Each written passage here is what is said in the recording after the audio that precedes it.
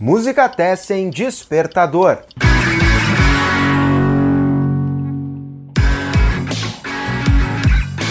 Olá, olá, salve, salve, amigos e amigas do Música Tessen.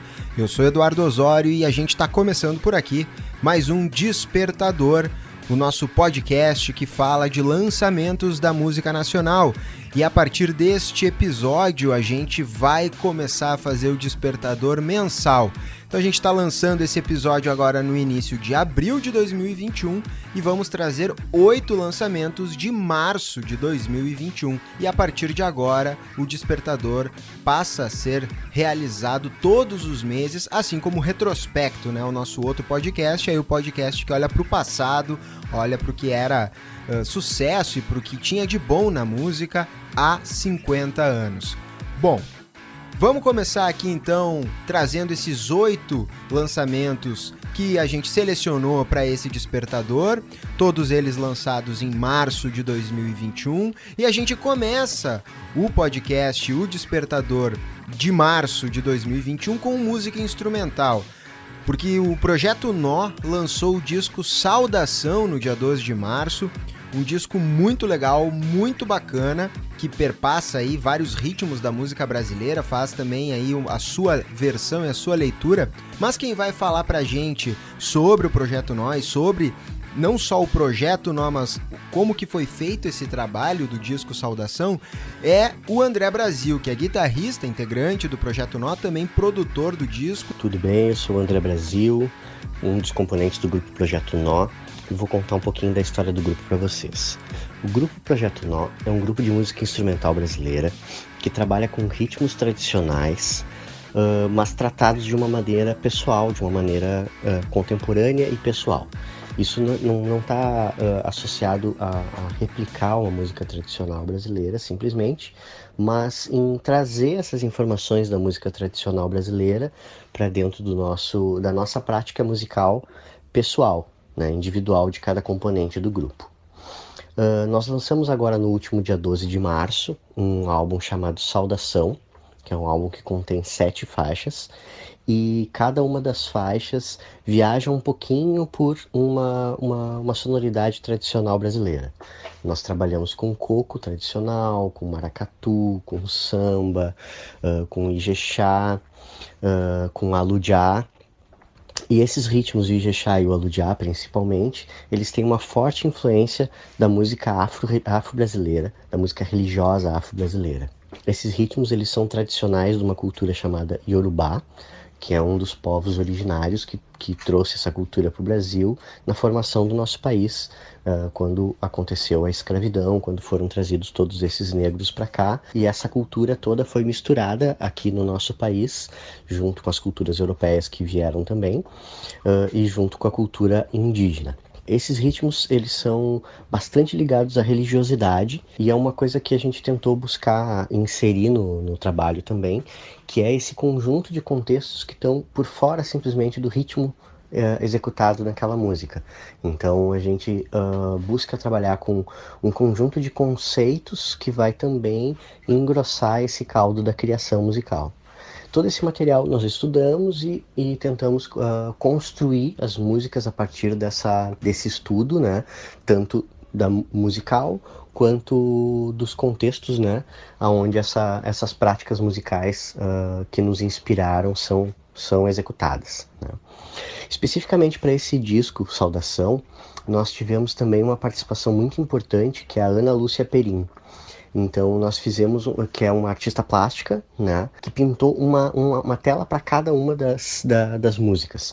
Nós fizemos um trabalho de dividir com ela todo esse processo de criação durante o processo que nós íamos trabalhando nas músicas, né?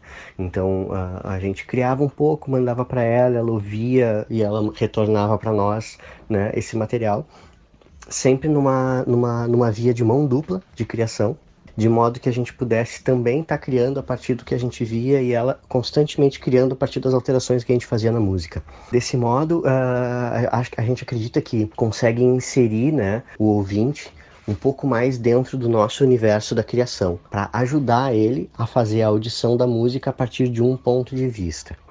Todas essas músicas são interligadas como se fossem uma música só. Desse modo, as telas também ajudam o ouvinte a entrar nessa história, como a gente propõe a audição, que é das músicas todas, né, do álbum inteiro, do início ao fim, né? A apresentação desse álbum, então, ela é um ciclo de um dia de um trabalhador brasileiro. Então, ela começa no amanhecer e vai até o anoitecer, passando por várias etapas, vários pedaços do dia desse trabalhador e dando uma visão dessa sensação, né, do trabalhador, da sensação do povo brasileiro, da sensação da nossa vida comum, né, através da música e através das pinturas, né. Então o grupo Projeto Nó é formado por André Brasil na guitarra, Diego Bercó na bateria, Tiago Andreola no contrabaixo. Tivemos essa participação da Ana Lúcia Perim, que fez esse trabalho maravilhoso, todo pintado com tintas com pigmentação natural, orgânica, feita à base de terra, que também dá uma liga com essa nossa informação de inspiradora, né, que é da cultura tradicional, né, uma pintura feita do chão, e nós temos a música que foi retirada do chão do nosso país também. Temos a produção de Lorena Helva, tivemos um material de divulgação muito bonito também, produzido pelo Ciderley de Tati. E temos um grupo grande de pessoas que nos ajudou a produzir esse material. Espero que vocês gostem.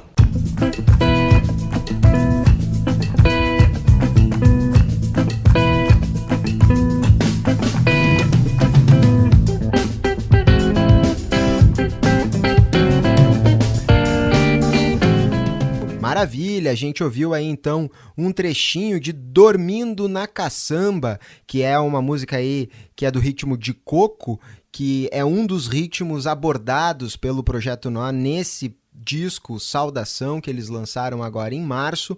A gente ouviu o André Brasil falar também um pouco sobre o projeto. Valeu, André, pela tua disponibilidade em conversar aqui com o Musicatessen e parabéns pelo trabalho. E aí a gente sai do Rio Grande do Sul e agora vai para Minas Gerais, porque no dia 14 de março, a Yaya Drummond, cantora e compositora mineira, lançou seu primeiro álbum autoral, Gaia, mas é Gaia escrito com letras gregas, né?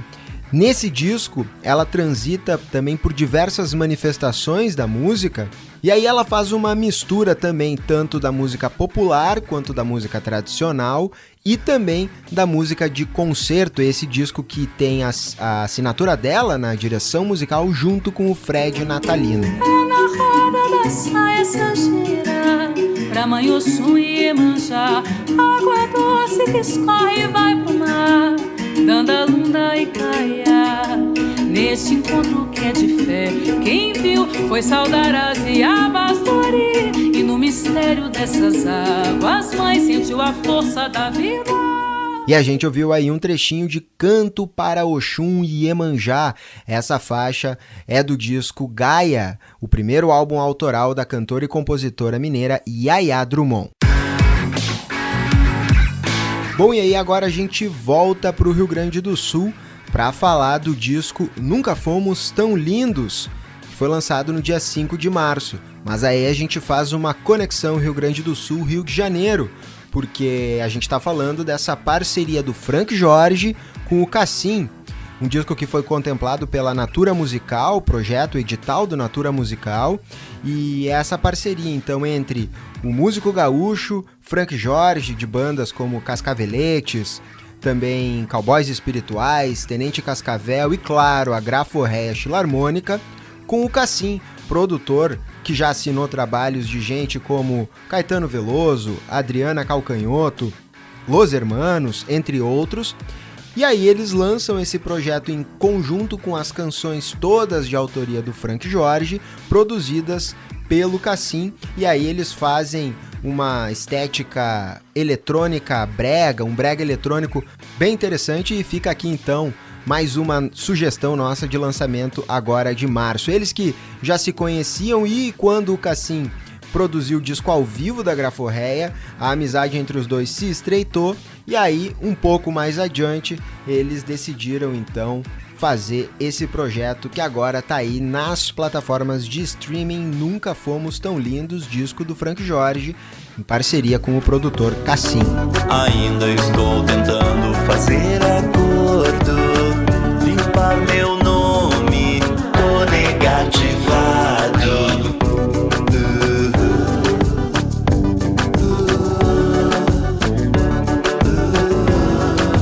Tô negativado.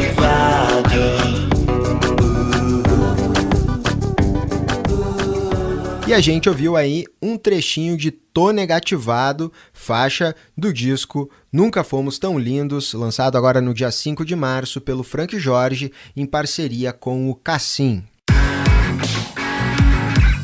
Bom, e agora a gente vai para São Paulo para falar do 10º álbum da carreira do compositor Celso Viáfora.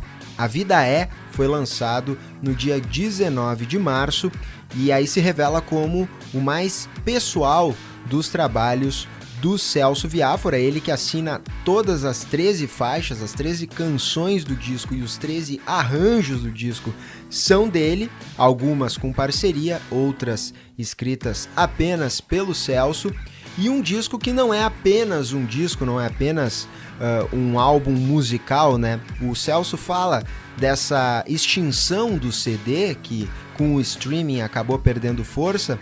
Então, o que o Celso fez?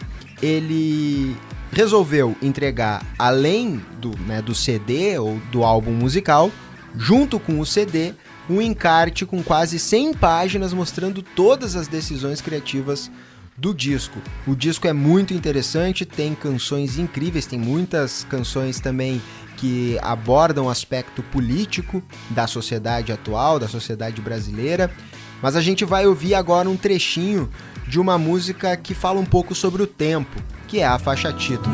É que o tempo é tão lépido, é que tudo é tão ávido, é que o passo é tão tímido, é que o prazo é tão rígido, é que passa tão rápido, é que a vida é o que a vida é. De repente faz muito tempo, tempo que há pouco se passou. A gente ouviu aí um trechinho de A Vida É, faixa título do disco do Celso Viáfora, o 10º trabalho dele, saiu agora no dia 19 de março. Bom, e todos esses trechinhos de faixa que a gente solta por aqui é para que tu tenha aí a vontade de ir atrás de algum deles, ou de todos eles, né? Caso esse trechinho sirva para te aguçar, para te provocar um pouco mais. Mas se tu quiser ouvir, por exemplo, essas canções na íntegra, tu primeiro vai na playlist do Despertador, Despertador de 2021, a gente ali vai atualizando com os lançamentos que vão sendo selecionados para os podcasts, e ali tu consegue ouvir as músicas na íntegra e dali tu pula pro disco do teu artista preferido ou daquele artista que tu descobriu agora e curtiu muito e quer ouvir mais do trabalho dele. Então procura por Despertador 2021, a playlist que está sendo atualizada ao longo desse ano com os lançamentos que vão saindo no decorrer deste ano. E agora a gente vai voltar para o Rio Grande do Sul para falar do primeiro disco do Guilherme Vieira. Viagem saiu no dia 26 de março, um disco bem longo, tem quase 1 hora de duração. E é uma viagem mesmo esse disco. O Guilherme, que é gaúcho de Pelotas, mas gravou em diferentes locais, também por ele ter morado um tempo na Argentina. Nas suas voltas para o Rio Grande do Sul para visitar a família, ele passava pelo Uruguai, passava por Porto Alegre, enfim, acabou gravando esse álbum em diferentes lugares com diferentes pessoas, mas ele vai contar como que se transformou o disco Viagem no que a gente tem hoje para ouvir nas plataformas de streaming. Diga aí, Guilherme. A minha trajetória com a música começa em Pelotas, né, cidade onde eu nasci. Quando eu era bem guri mesmo, eu estudei um pouco de bateria. Acabei não desenvolvendo muito o instrumento, né? Nunca tive a bateria física para praticar, então lá pela adolescência comecei a me aproximar mais do violão, que era mais popular. Daí mais ou menos pro final assim, da adolescência, pré-adolescência, eu estava já estudando violão, lendo também partitura, né? Acabei ingressando na URGS, no curso de violão em Porto Alegre. Fiz o curso inteiro de violão e depois fiz o mestrado. E já por essa época, assim, mais pro final da faculdade, na época do mestrado, eu já estava meio com vontade de não ficar tão inserido, tão imerso no mundo do violão solista, assim, né, de concerto. Então comecei a tocar muito choro com o pessoal lá de Porto Alegre, amigos, assim, companheiros de faculdade que estavam na mesma, né. A gente montou lá um grupo que chamava Mãe do Badanha, chegamos a nos apresentar algumas vezes lá em Porto Alegre, tocamos. E daí, assim, eu me mudei pra Argentina. E daí essa viagem meio que mudou um pouco a minha vida, assim, porque comecei a conhecer um outro país, assim, que eu já gostava da música, né? Já gostava da literatura, gostava da Argentina. E pensava levar um projeto de vida lá e acabei me mudando para La Plata, né? E daí acabei conhecendo muita gente lá em La Plata, que é a cidade vizinha ali de Buenos Aires. Conheci muita gente que estava envolvido na produção de música brasileira lá. E daí a gente até fundou um clube lá, o Clube de Samba e Choro de La Plata. Tivemos muitos anos organizando eventos, fazendo rodas, homenagens a Pixinguinha, no Dia Nacional do Choro. Integrei também daí um grupo de maracatu lá, grupo de forró, comunidades culturais assim autogestivas lá, né? Centros culturais. Já nessa época eu já estava numa onda mais autodidata, assim, né? Daí nessa época eu comecei a tocar bandolim, cavaquinho, comecei a tocar um pouco de percussão também. E acabei me diversificando e me intensificando na atividade de compositor, né? Que era o que eu estava buscando, assim, há um bom tempo. E foi aí que eu me espraiei, assim, para essa onda de compor, assim, né? E eu fiquei, em total, 6 anos lá na Argentina, né? Daí nessa volta pro Brasil acabou sendo o momento de lançar o disco aqui e mostrar um pouco dessa trajetória de música que eu atravessei nesses últimos anos. A produção do disco foi totalmente autogestiva, assim. Eu fui eu mesmo me encarregando assim, de conseguir os músicos, os estúdios, ver as datas, compor, arranjava para os diferentes instrumentos, as diferentes formações que integram as canções do disco, né? Tentando atacar em quase todas as frentes, assim, né? E foi muito legal, assim, né? Porque foi um desafio, na verdade. O disco foi gravado de maneira itinerante. Ele foi gravado no Rio de Janeiro, em Montevideo, em La Plata, em Porto Alegre, e em Pelotas e Rio Grande. Então, como eu falei, foi um desafio dimensionar assim, as gravações, porque era preciso chegar e resolver a gravação de uma maneira bem rápida, né? Os músicos, na grande maioria das ocasiões, não conheciam a música, eu conhecia um pouco a música, então foi um processo de confiança assim, também nos músicos e músicas que integraram o disco, que demorou aí uns 4 anos nas gravações, porque eu aproveitava as viagens, né? Como eu estava morando na Argentina, eu vinha visitar a família, geralmente no fim do ano, assim, na época de virada de ano, eu vinha aqui, então eu aproveitava esses caminhos que foram sendo feitos, assim, né? Por exemplo, Montevideo ficava bem na metade do caminho, era possível voltar para o Brasil por ali, então aproveitei momentos para gravar lá. Com o pessoal de Porto Alegre também, às vezes o destino era também possível vir por ônibus, né, de Buenos Aires para Porto Alegre, então eu passava por Porto Alegre, gravei ali também, com o pessoal que já era amigo, né, de tempos antigos, assim. Sempre isso num período, assim, de férias, né, férias e / trabalho. E no último período, acabou sendo que eu gravei em Pelotas, Rio Grande, com pessoas que eu recém havia conhecido, assim. E foi um processo muito legal, assim, de cara, assim, abraçar esses novos amigos e colocar eles nesse projeto, né, que foi tão longo no tempo, né. Bom, o disco contou com mais de 40 músicos e musicistas, então é muito difícil eu aqui relatar um por um deles, capaz de eu esquecer nomes. Vou falar alguns destaques, assim, talvez, mas todos eles são muito importantes, né. No Rio de Janeiro teve a participação do Edu Neves, flautista muito consagrado já, e do Fernando Leidsky, músico pelotense que reside lá. Teve a participação do Choro da Glória, que é um grupo de choro de lá. No Uruguai teve a participação de muitos músicos de uma agrupação chamada La Ventolera Candombe, que é um grupo de tambores assim, com sopros. Destaquei para o Tito Mujica, que toca o trompete, e o Nacho Delgado, percussionista. Em Porto Alegre, como a gente está aqui falando em Porto Alegre, quem participou foi o Gabriel Romano, o André Paz, que mixou o disco também, o Gabriel Gorski, o Yannis Gil Coelho, o Bruno Coelho, o Diego Schitz, da TEM, e o Rubens Baggio Lima, baterista de vários grupos aí de Porto Alegre. Depois, em Rio Grande, em Pelotas, tive a ajuda de muitos amigos aí. Então, destaque pro Alisson Alanes e pro Eric Peixoto, da banda Vaca Amarela. Gravaram algumas músicas. Em La Plata eu tive a participação de vários amigos de lá. E destaco o Omar Gomes, que é um baixista muito antigo lá em La Plata. Muito antigo na música folclórica argentina. E o meu parceiro da composição Vida Nova, o Martín Arana. Bom, as temáticas do disco, ora perpassam a viagem como uma viagem física, material, que aparece nas músicas, como por exemplo Velho Canoeiro, uma canção assim que ela parece que está montada em um barco, avançando assim no tempo. Ela é uma canção que eu fiz pro meu pai, né? Então ela tem uma sonoridade aquática assim. Na canção De Partida e Chegada, que é um chamamé, que ele é um chamamé que se sente de muitos lugares, sempre tentando apagar as fronteiras assim, que às vezes nos separam.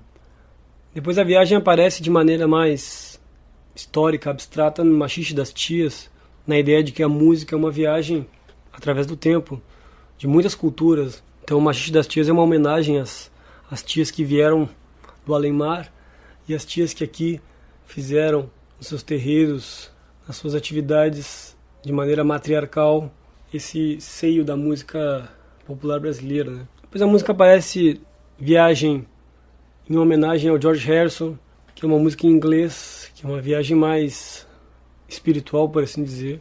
E existe também uma viagem na busca de transmitir a atmosfera de cada uma das cidades com as suas temáticas, né?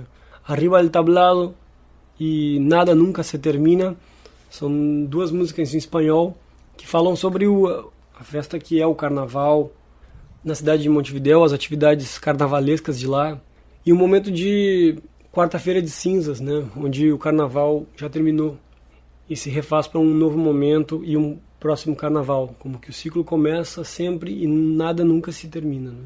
Depois o tema do amor aparece no tango Árbol Flor, que foi uma das primeiras canções que eu compus. No momento que eu estava me mudando para a Argentina, eu escutava muito tango da velha guarda, assim, com violão, né? E ele é, assim, um pouco a história de um personagem que está muito atormentado, que se vê muito atormentado o tempo inteiro na vida, mas que encontra o amor.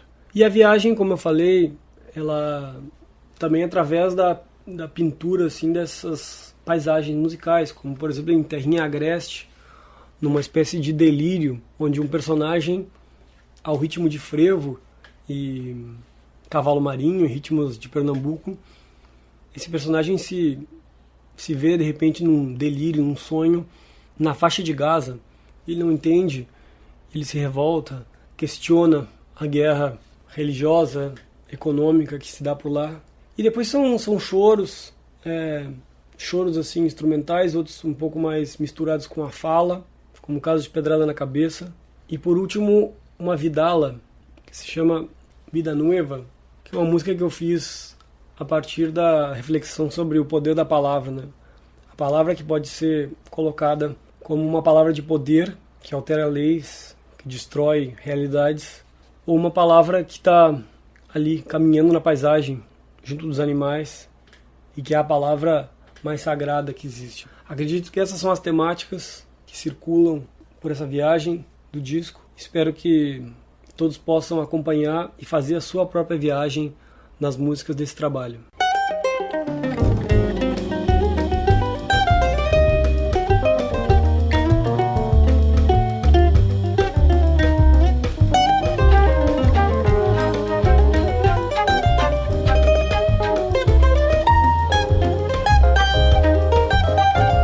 Maravilha, a gente ouviu aí um trechinho de Pedrada na Cabeça, que é uma das faixas do disco Viagem, disco do Guilherme Vieira, que falou com a gente também. Valeu, Guilherme, pela tua disposição, por ter topado aí contar um pouco dessa história pra gente aqui no Despertador. Bom, e agora a gente vai falar do disco Gesto Bruto, que é o primeiro trabalho de cantor e compositor do Victor Seixas, um cantor e compositor e ator atuante na cena indie carioca. O Victor é ator há mais tempo do que ele é cantor e compositor, lança agora o seu primeiro trabalho autoral na música. Ele que além de ator é também diretor e tem uma carreira já de 10 anos no teatro.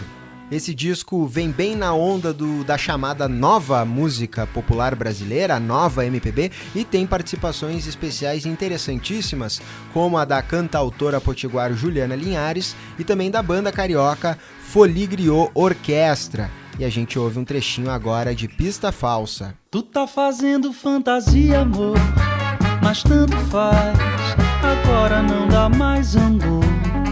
A pista é falsa, a água ferve e o leite derramou. Tu tá fazendo é fantasia, amor, mas tanto faz, agora não. Esse é o trechinho de Pista Falsa, faixa do disco Gesto Bruto, do Vitor Seixas, lançado agora no dia 19 de março de 2021. Seguimos pelo Rio de Janeiro para falar do disco da Cecília Beraba, ela que lançou Eterno Meio-Dia, parcerias com Jorge Maltner, um disco que já no título explica essas parcerias inéditas dela com o Jorge Maltner nos 80 anos dele.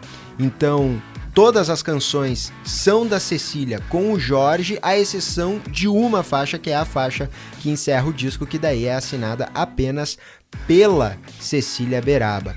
Um disco muito legal, muito bacana, e aí tem versos de canções que foram retirados do primeiro livro do Jorge Maltner, Deus da Chuva e da Morte, mas as temáticas chegam também nos tempos atuais e abordam também, por exemplo, a pandemia do coronavírus. A gente vai ouvir um trechinho agora de uma dessas faixas, Coisas Tão Dela. E tudo são cenas paralelas em direção ao infinito, onde mora um beija-flor escondido na folhagem, a voar pelo ar, enrodilhar em melodia. A gente ouviu aí Coisas Tão Dela, uma faixa do disco Eterno Meio-Dia, parcerias com Jorge Maltner, da Cecília Beraba, lançado no dia 19 de março, disponível aí nas plataformas de streaming.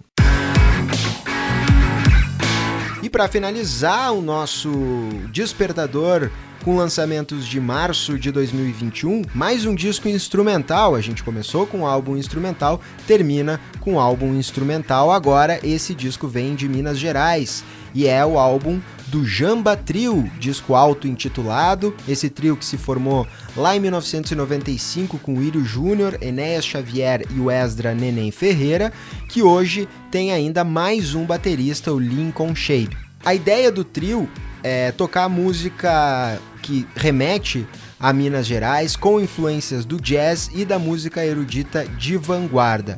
E aí vem o Enéas no baixo, o Lincoln ou o Mestre Neném na bateria e o piano do Írio. Aí eles se completam, ora um, ora outro na bateria ali, mas o baixo e piano é sempre o Enéas e o Írio. Então a gente vai ouvir agora um trechinho de uma das faixas do disco, esse que também é o disco mais longo desses 8 que a gente colocou aqui, selecionou para esse despertador, um disco com mais de 1 hora de duração, mas vale a pena conferir, porque tá muito bacana.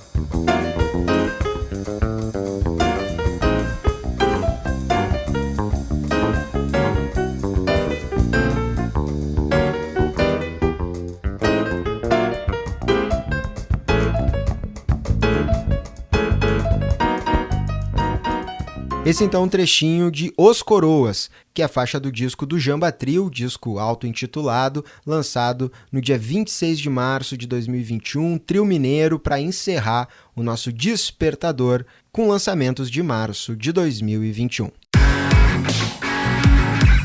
Bom, e foi isso, pessoal, esses 8 lançamentos de março de 2021. Espero que vocês tenham curtido algum das sugestões que a gente trouxe aqui para vocês, e fiquem ligados no nosso Instagram, no nosso Facebook, facebook.com/canal Musicatessen, ou então no Instagram, @Musicatessen, porque lá a gente também posta mais coisas complementando os conteúdos aqui do podcast. E fiquem ligados também porque no mês que vem tem mais Despertador aí com os lançamentos do mês de abril.